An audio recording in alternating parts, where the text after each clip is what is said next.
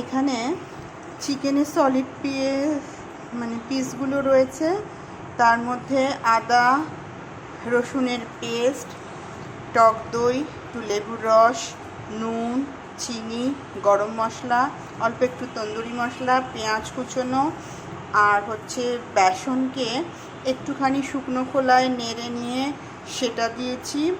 তার সাথে দিয়েছি হচ্ছে টক দই, নুন মিষ্টি অল্প আছে, ধনের গুঁড়ো, জিরে গুঁড়ো, লঙ্কার গুঁড়ো আর গোলমরিচের গুঁড়ো দিয়ে একটা পেস্ট তৈরি করেছি।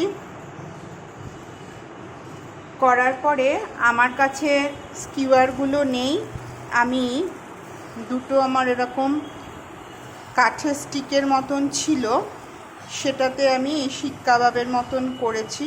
এখানে একটু ঘি ব্রাশ করে নিয়েছি, তারপরে এটার মধ্যে পুরে দিয়েছি, আর এটার মধ্যে আমি একটু ঘি দিয়েও মেখে নিয়েছি যাতে ফ্লেভারটা ভালো আসে।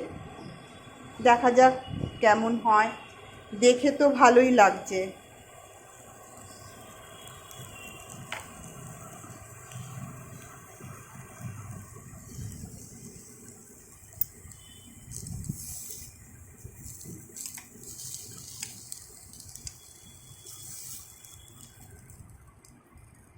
আবার একটুখানি বন্ধ করে দিয়ে পিঠটা একটু হয়ে যাক ভালো করে।